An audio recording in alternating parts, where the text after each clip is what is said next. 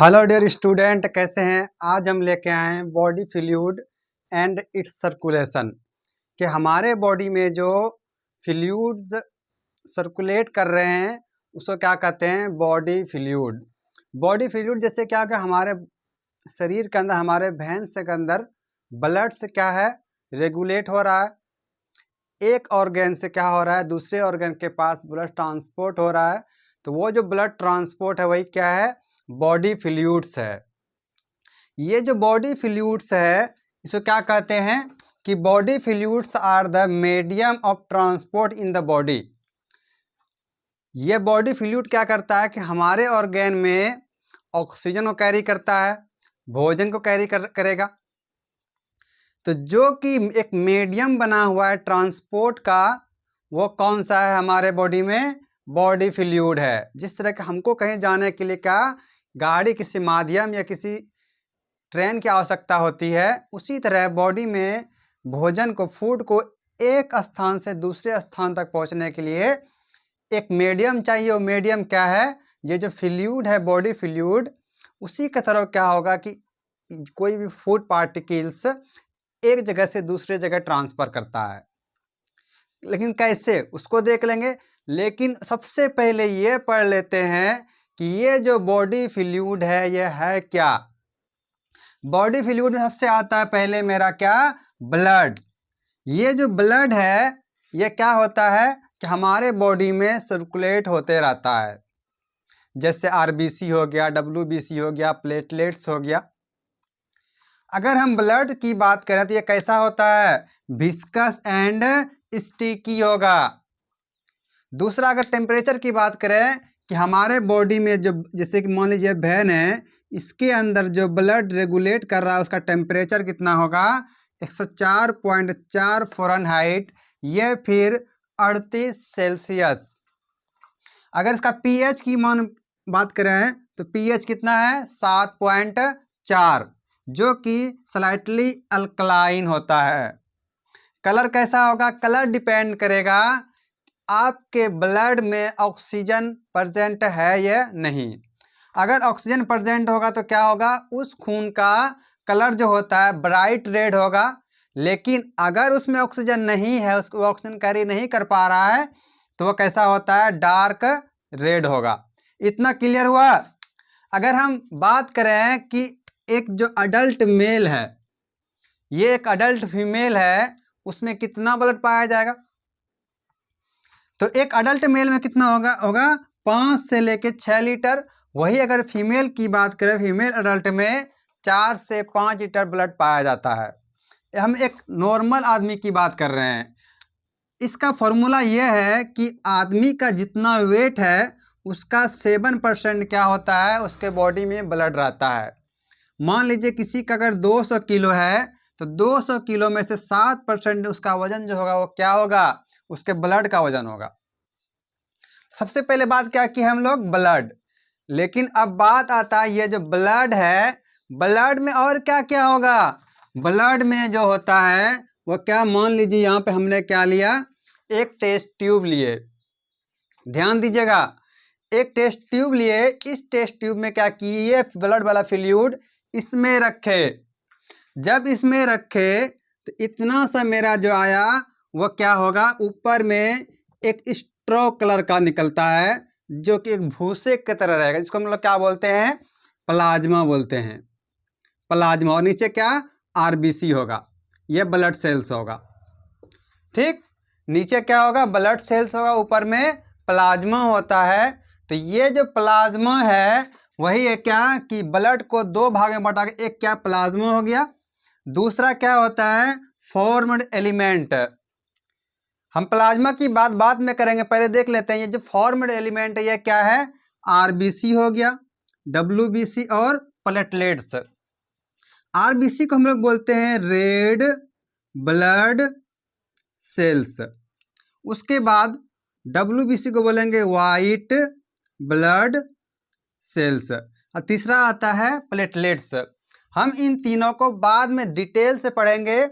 सबसे पहले बात करें हम प्लाज्मा की, तो हमारे बॉडी में जो प्लाज्मा होता है उनमें से क्या होगा, 90 से 92% जो रहता है उसमें वाटर रहेगा, बाकी 8 से 10% क्या रहता है उसमें अदर एलिमेंट, जैसे प्रोटीन हो गया, ड्रग हो गया, या वेस्ट मटेरियल हो गया, वो 8% में आता है। लेकिन 90 to 92% क्या प्रेजेंट होगा, वाटर प्रेजेंट होगा।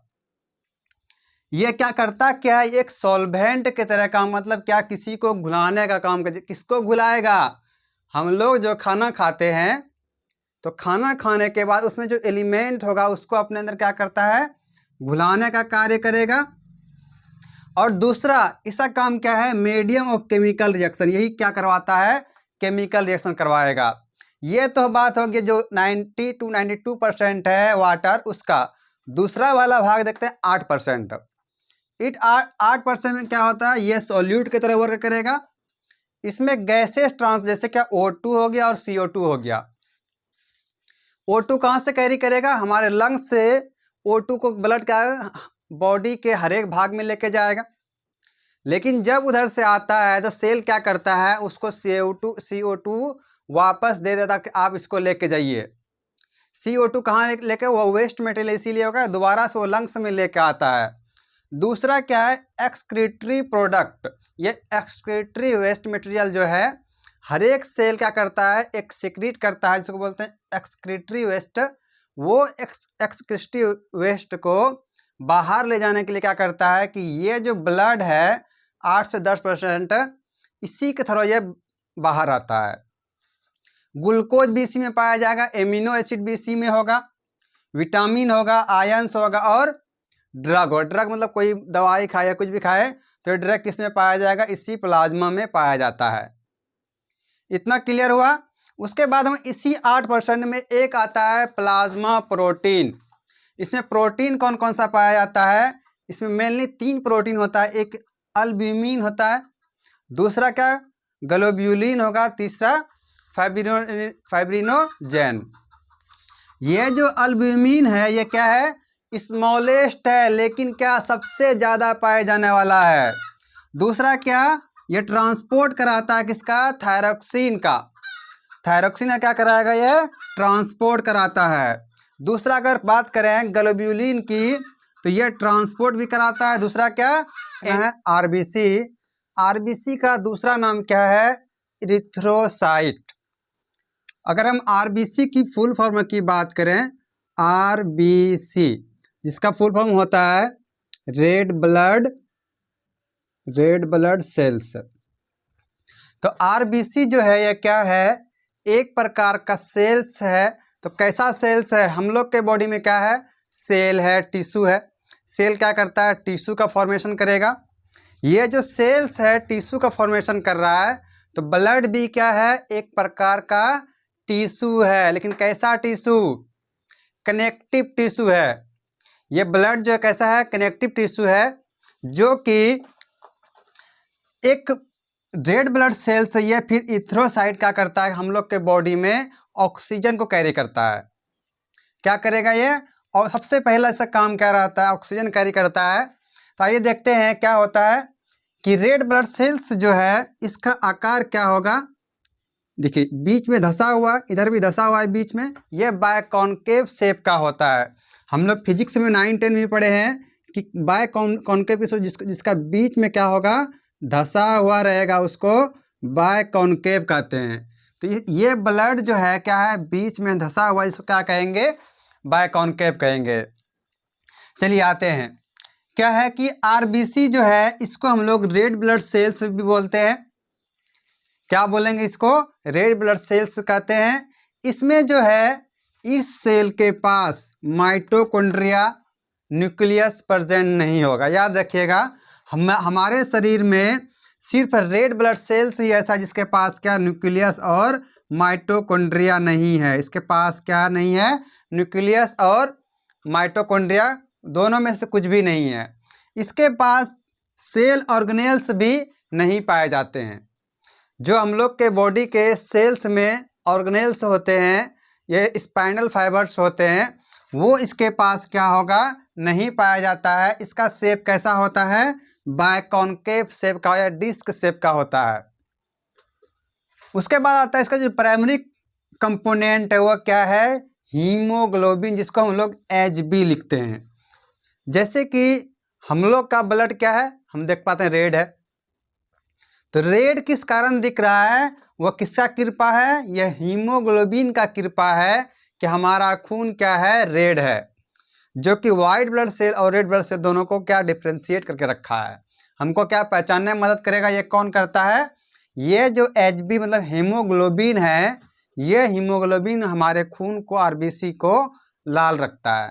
जैसे कि प्लांट में पौधा क्या था, पत्ता हरा किस कारण था, क्लोरोफिल के कारण, उसी तरह ह्यूमन में, आदमी में या फिर किसी खून पाया जाता है, अगर उसके खून में हीमोग्लोबिन होगा तो खून कैसा होगा, ब्लड कैसा होगा, रेड होगा।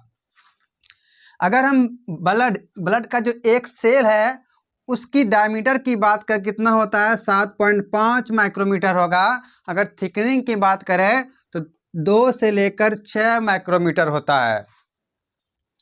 ये जो कितना होगा, ये जो RBC है एक आदमी में कितना पाया जाएगा, तो मैन में क्या होता है कि 5 मिलियन पर क्यूबिक लीटर ऑफ ब्लड, वही फीमेल में क्या होगा 4.5 मिलियन पर क्यूबिक लीटर ऑफ ब्लड, मतलब टोटल में क्या 4.5 मिलियन पर क्यूबिक लीटर होगा।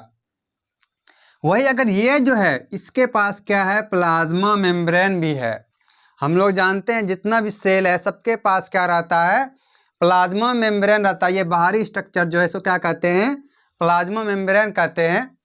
ये जो प्लाज्मा मेम्ब्रेन है ये क्या करेगा, इसको आकार और शेप दे के रखा है कि ये शेप बाइकॉन्केव का होगा। इसके पास क्या रहता है, इसके पास होगा एक स्केलेटल मसल रहता है जो कि इसको शेप दे के रखा है। तो ये जो प्लाज्मा मेम्ब्रेन है blood cell, red blood cells का, उसमें क्या क्या पाया जाता है, उसमें क्या होता है, लिपिड होगा 40%, 40% क्या रहता है, लिपिड रहता है, 10% कार्बोहाइड्रेट एंड 50% प्रोटीन्स प्रेजेंट रहता है। इसके पास रहता है साइटोस्केलेटन, जो कि कंपोज किसका रहता, बना हुआ किसका रहेगा, स्पेक्टिन और एक्टिन का बना हुआ रहता है। मतलब क्या कि ये जो प्लाज्मा मेम्ब्रेन बना हुआ है ये किसका बना हुआ है, ये जो प्रोटीन कौन सा, स्पेक्टिन और एक्टिन।